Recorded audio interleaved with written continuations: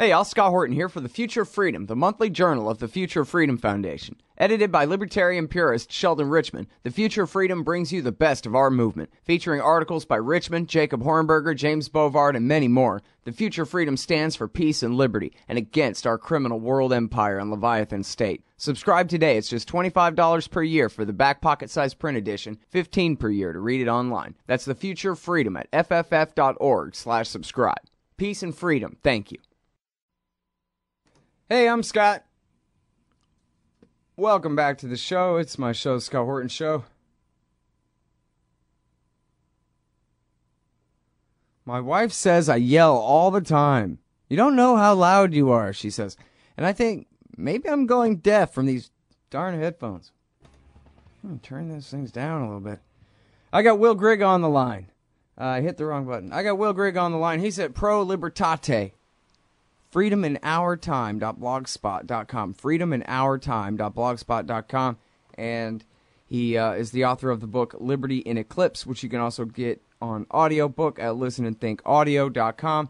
And I keep forgetting all show long to mention today that I'm attempting to continue my fund drive, and I even have someone offering matching funds if people will...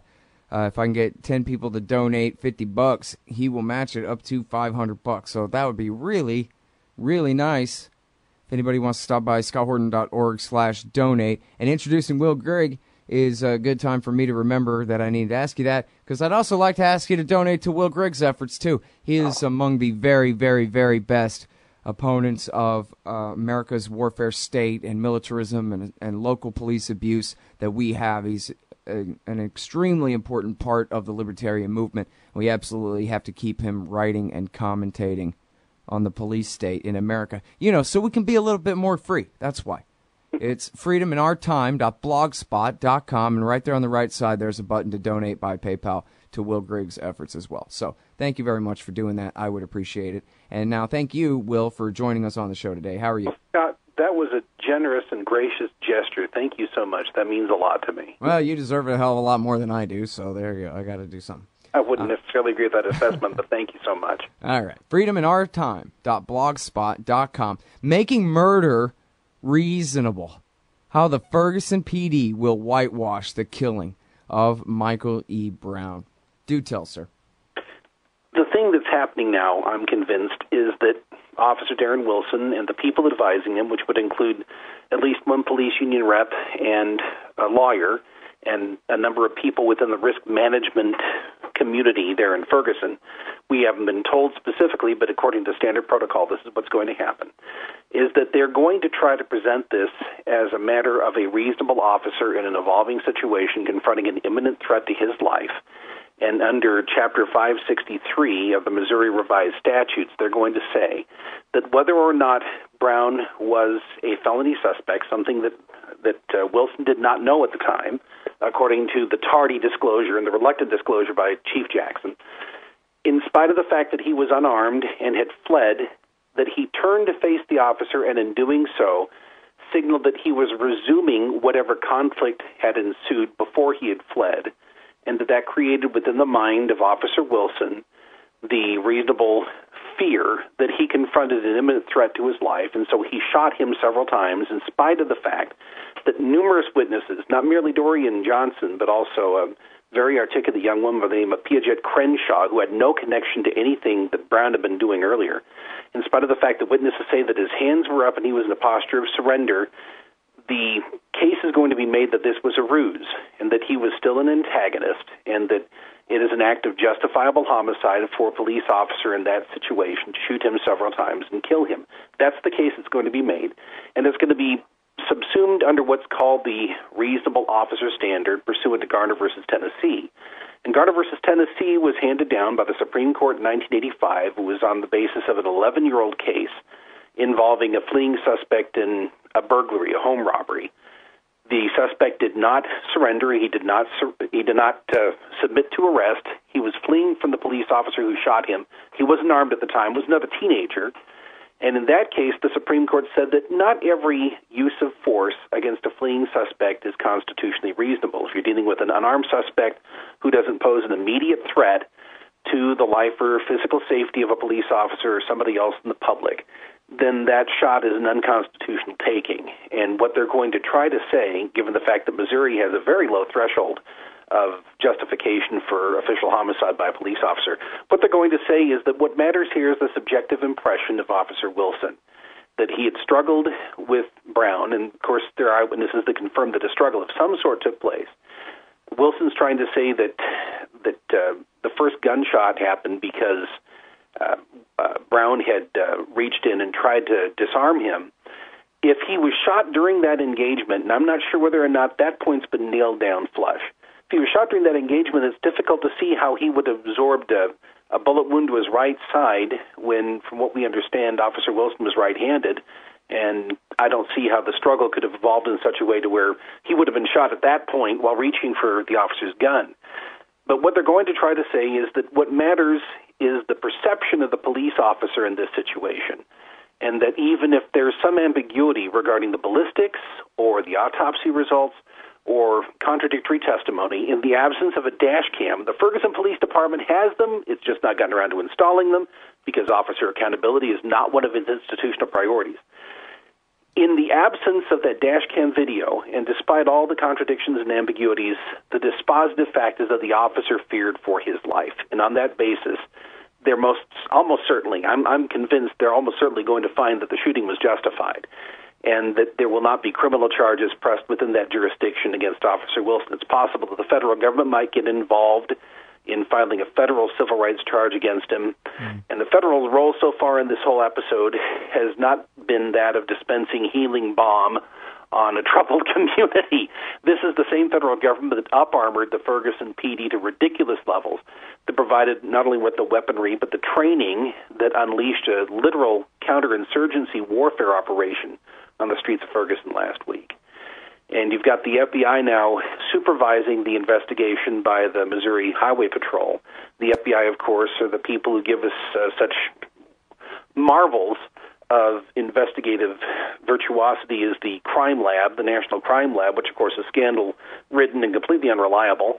And they have inflicted themselves on previous situations such as Mount Carmel in Texas and Ruby Ridge here in Idaho, and the result is not really conduced to the welfare of the people involved or to the tranquility of the community that's affected. So as far as I can tell, what's likely to happen is that you're going to see the official exoneration of Wilson, and you're going to see another eruption in Ferguson, and you're going to see concomitant eruptions most likely in other cities where people have had a surfeit of official impunity and police abuse, and things will probably get nastier from there. That's, in any case, the way I see things unfolding in the near future. Yeah. All right, well, so there's a lot to go back over there and a lot more to address as well. But it seems to me, Will, that the protest basically is awaiting the indictment. That's what they're saying, more or less, is we're not going back inside until we hear that this cop has been indicted. And so, when he's not indicted, then I don't know what they think they're going to do. And it's already been the case where I'm sure they weren't listening to me, but they took my exact advice after a 3 or 4 day delay there, and they withdrew the local sheriff's department and city police and called in the state highway patrol in slacks and shirts with handguns and pistols and not rifles and not body armor and SWAT gear and all that stuff. But then that hasn't lasted because again, the people aren't going inside until this man is indicted. And so when the cops say, all right, now everybody disperse, and they don't, the cops, all of a sudden, they're just mouse a tongue, barrel of the gun. That's all they know. That's where their power comes from. And so then even the Highway Patrol now is up-armoring itself for taking on these protesters, gassing them, attacking them. And now the governor's called out the National Guard under, I think, the assumption that somehow this is going to calm everything down with or without an indictment of the shooter in this case. And so, I don't know how bad things could get, Will, but it sounds like they're just setting everything up for a disaster here. Well, one of the things that we haven't understood now the music's playing. I'm sorry, Will. I always do that. Talk us right up to the break. Hold it right there. We got to take this break, and then we'll be right back and talk more about Ferguson with the great Will Grigg. Again, the website is freedominourtime.blogspot.com. Freedom in Our Time. .blogspot.com and donate there on the right side of the page, too. Thanks. We'll be right back. Hey, y'all, Scott here. Ever wanted to help support the show and own silver at the same time? Well, a friend of mine, libertarian activist Arlo Pignatti, has invented the alternative currency with the most promise of them all. QR Silver Commodity Discs. The first ever QR code 1-ounce silver pieces. Just scan the back of one with your phone and get the instant spot price. They're perfect for saving or spending at the market. And anyone who donates $100 or more to the Scott Horton Show at scotthorton.org/donate gets one. That's scotthorton.org/donate. And if you'd like to learn and order more, send them a message at commoditydiscs.com or check them out on Facebook at /commoditydiscs. And thanks. All right, you guys, welcome back to the show here. I'm Scott Horton. This is my show, Scott Horton Show. I'm talking with the great Will Grigg, author of Liberty in Eclipse, and the great blog Pro Libertate at freedominourtime.blogspot.com. And Will, during the break, I saw on Twitter, and now I got it on the news here, a partial answer to my question. The Missouri governor has called off the Ferguson curfew. Yeah. So that's a little bit of a de-escalation there compared to how I set up that question. But anyway, I was asking you to speculate as to the future, considering the mindset, the policy, and the equipment of those so-called authorities in charge there. I'm not sure who is in operational command there in Ferguson, because the state patrol, the highway patrol captain, Ron Johnson, who is with great fanfare installed as the more palliative figure in charge of the investigation and overall command of the scene, doesn't appear to be in control of the tactical situation. There was last night, of course, a curfew violation that resulted in another very lurid crackdown against the protests. And before the curfew began, there was actually a tear gas assault that was captured by some of the media. And some of the media who were embedded, I guess would be the correct expression, with the riot police were actually being attacked or shoved away from the site before curfew actually descended.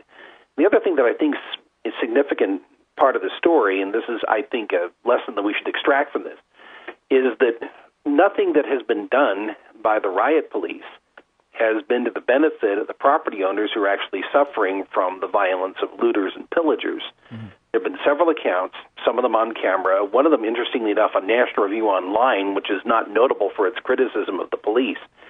Several accounts in which local business owners have said that they had desperately entreated the police to come and help them when they were under siege by looters, only to be told that that's no longer the job of the police, as if it were to begin with. Police do not exist for the purpose of protecting private property.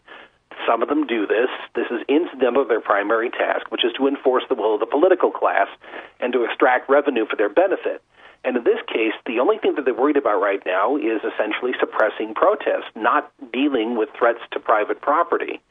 And it's worth pointing out that in a moral sense, if not in an operational sense, that the people who are throwing Molotov cocktails at businesses and stealing from business owners are on the same side as the people who are heaving CS canisters into private property, into yards and into homes, in the interest, supposedly, of imposing order. They're both on the side opposed to private property rights.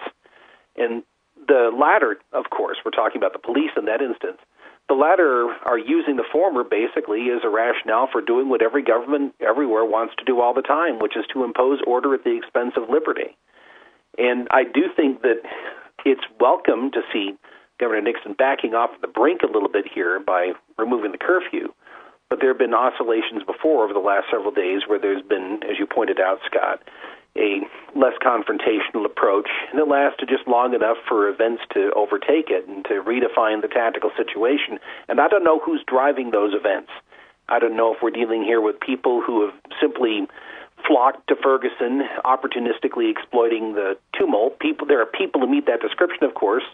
There are people who literally live for the purpose of dispelling civility wherever it rears its head, and so people of that sort, of course, would find Ferguson an attractive destination right now. We do know that the so-called Community Relations Service of the Justice Department has been on the ground, and knowing what they've been doing elsewhere, it's a very rational suspicion, I believe, that they might be liaising with some of the worst elements on the ground. For instance, this tribute band that calls itself the New Black Panther Party has been on the ground talking with people both in the Highway Patrol and I think with the CRS. And these are the people who are leading a death chant against Officer Wilson, that they want him dead. And that's certainly something that's not going to conduce toward amity or toward a relief of the tensions there. Somebody needs to put their leader's FBI file on WikiLeaks right now. Yes, exactly. Give me a break, man. Yeah, he's a spit Oh, I cell. can see right through you. Look at that, huh? Yeah, exactly. He's just as big of a spit cell, just as big as Stukac, to use the German and Russian words respectively for informant, as Al Sharpton. And last week when Sharpton materialized in Ferguson, it was interesting to see the reaction he provoked. There were a lot of people telling him to get the hell out because he's a snitch. He doesn't have any credibility with the people who were there to protest what they perceive to be an injustice that is part of a long train of abuses that they have suffered. So I think that was a healthy development as far as it went. But you still have this fellow from the so-called New Black Panther Party down there evangelizing supposedly on behalf of radicalism and probably acting in the service of the people who've been slopping his trough now for a number of years, namely the feds. Yeah. There's probably only like a 98 or 99% chance of that, Will. I don't overstate it or anything. Come on. Now, wait, let me go back to a detail about the killing of Mike Brown in the first place here. I wanted to ask you if you knew, if you'd read or heard anything from the autopsy reports about whether there was any sign of an arm around his throat, because I believe, and I'm sorry, I don't know my footnotes here. You could confirm whether this is even anybody's version of the story at this point or not, Will, I'm sure, that the cop had grabbed him around the throat from inside the police truck. It was like a SUV-type police car there. Yeah. And that... I just wonder whether the doctors had mentioned that, there was some bruising there or not, or did anybody ask them? Is that in the report? Do you know? Dr. Baden has said this morning, he's the one who performed the first autopsy there yesterday. He said that there's no signs of a physical struggle between the two of them, and that he'd need to examine the clothing of Officer Wilson and also the clothing that was worn by Brown at the time of the event to develop a fuller understanding of what may have happened there. Mm-hmm. And so he didn't make any mention of an injury to the throat or other physical trauma that would suggest that he had been taken into a stranglehold. And the eyewitness accounts are ambiguous on that point. There are several people who have testified that a struggle of some sort took place. The witness I quoted earlier, Piaget Crenshaw, said that it appeared that they had been wrestling, they'd been struggling back and forth between the two of them through the open window of that SUV. I think that at one point Dorian Johnson made a comment to the effect that Officer Wilson had taken Brown by the throat.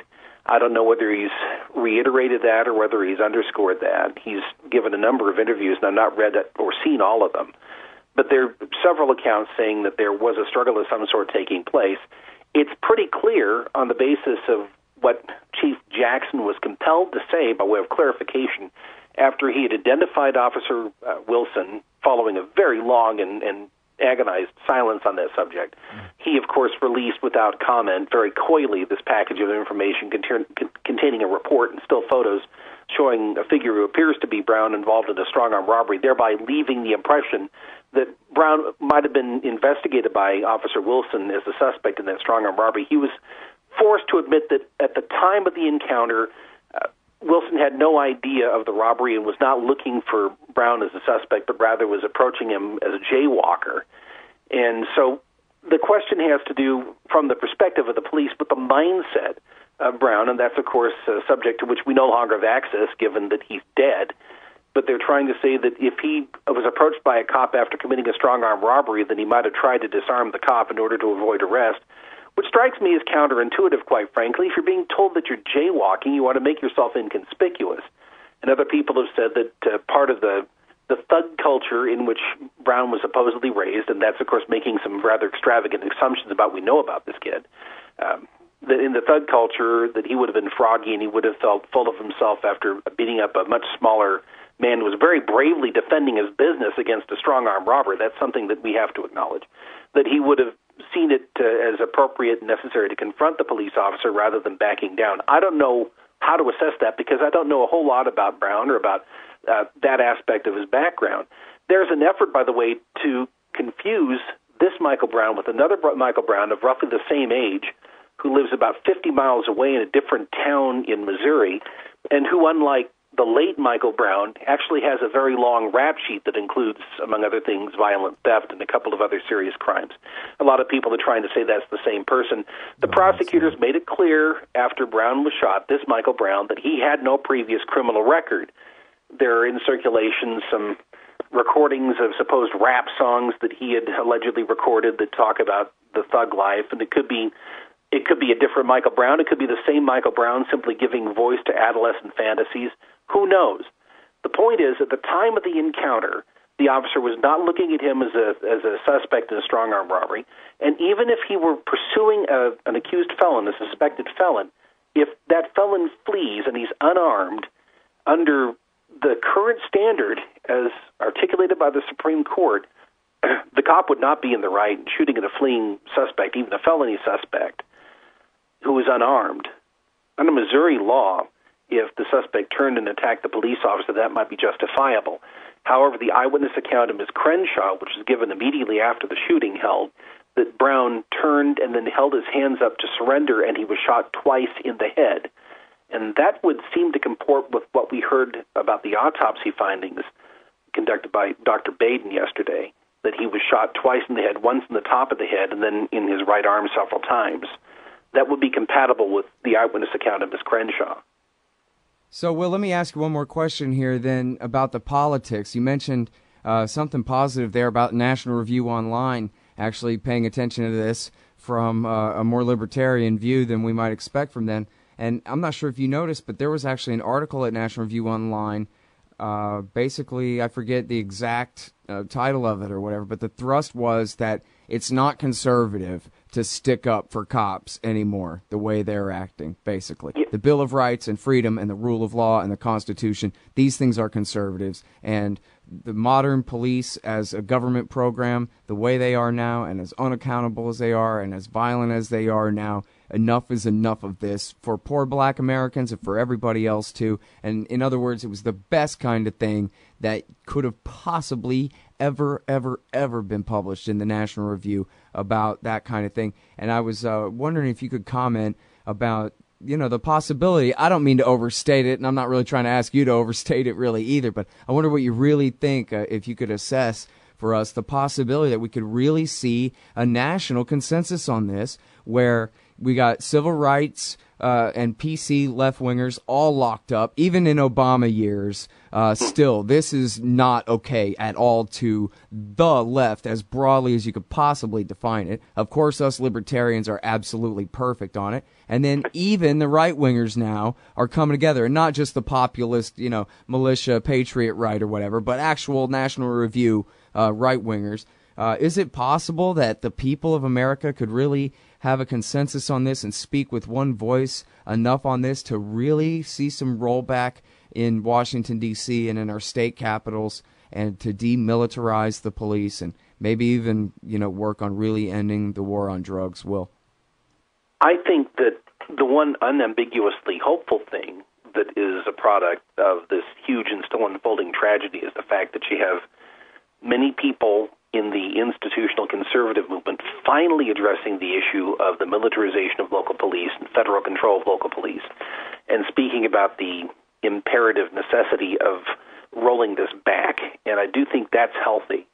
The only thing perhaps that could undermine progress in this direction is if we actually end up having what happened in Ferguson propagate itself throughout a number of other very highly policed urban areas, and that would allow a different narrative to gain traction, which is the idea that there's a uniquely pathological urban culture that justifies, in some sense, extraordinary measures in a limited geographic way to contain the damage. And I can see where there's already being some pushback on that front. Just this morning on Fox News, you had a panel discussion that involved Bo Dietl from the NYPD and a former police commissioner, and then our good friend Bernie Carrick, who is supposed to be the first commissar of the Department of Homeland Security.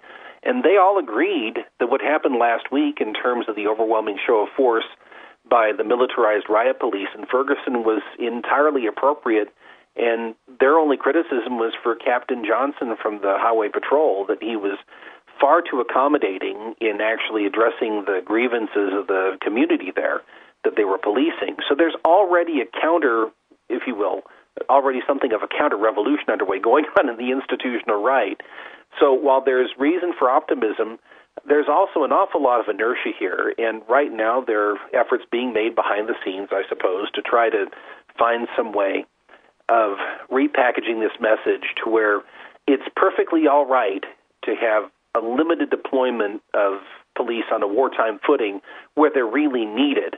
But for the most part, if you're living in rural America, or you're living someplace where Fox News is the most popular cable outlet, that is to say, most places where the demographic is old and very white, then it'd just be a horrible thing to see that type of policing happen in those types of communities. So they're going to find some way to shoehorn this into the standard who-whom dichotomy, I think. Yeah. But in the meantime, people are on the sunlit side of 50 or who aren't shackled in stale ideological categories, whether you're talking about conservatives or progressives or libertarians, we're talking to each other. And so the future, I think, belongs to that faction. But in the meantime, we've got an awful lot of resistance to overcome on the part of people who are still residually authoritarian in their outlook. Yeah. Well, and that's more and more people all the time when you break down the demographics of who's working for the state and on like that nowadays. As Ron Paul always says, how many tens of thousands of even federal agents are armed? Exactly. And then multiply that by 1 million or something for all of the local cops in the land. That's a hell of a lot of union jobs. That's a lot of patronage. Yep. That's a lot of... The very formidable iron triangle you're describing there. Yeah, crony American system politics, right? That's what Henry Clay called it. That's what I call it, too. Hey, listen, we're way over time, and I know you got to go, but thank you so much for your time, Will. You're great on this stuff, man. Appreciate it. God bless you, Scott. It's great to talk to you. Good to have you. That's the great Will Grigg, everybody. Liberty in Eclipse is the book, and the blog is Pro Libertate, freedominourtime.blogspot.com. This part of the Scott Horton Show is sponsored by Audible.com. And right now, if you go to audibletrial.com/Scott Horton Show, you can get your first audiobook for free. Of course, I'm recommending Michael Swanson's book, The War State, The Cold War Origins of the Military-Industrial Complex and the Power Elite. Maybe you've already bought The War State in paperback, but you just can't find the time to read it. Well, now you can listen while you're out marching around. Get the free audiobook of The War State by Michael Swanson, produced by Listen and Think Audio at audibletrial.com/Scott Horton Show. Oh, John Kerry's Mideast peace talks have gone nowhere. Hey, y'all, Scott Horton here for the Council for the National Interest at councilforthenationalinterest.org. U.S. military and financial support for Israel's permanent occupations of the West Bank and Gaza Strip is immoral, and it threatens national security by helping generate terrorist attacks against our country. And face it, it's bad for Israel, too. Without our unlimited support, they would have much more incentive to reach a lasting peace with their neighbors. It's past time for us to make our government stop making matters worse. Help support CNI at councilforthenationalinterest.org. Hey, y'all, Scott Horton here for WallStreetWindow.com. Mike Swanson knows his stuff. He made a killing running his own hedge fund and always gets out of the stock market before the government-generated bubbles pop, which is, by the way, what he's doing right now, selling all his stocks and betting on gold and commodities. Sign up at wallstreetwindow.com and get real-time updates from Mike on all his market moves.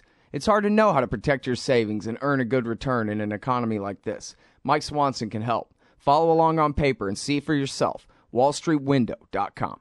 Hey, Scott Horton here to tell you about this great new book by Michael Swanson, The War State. In The War State, Swanson examines how Presidents Truman, Eisenhower, and Kennedy both expanded and fought to limit the rise of the new national security state after World War II. If this nation is ever to live up to its creed of liberty and prosperity for everyone, we are going to have to abolish the empire. Know your enemy. Get The War State by Michael Swanson. It's available at your local bookstore or at Amazon.com in Kindle or in paperback. Just click the book in the right margin at scotthorton.org or thewarstate.com.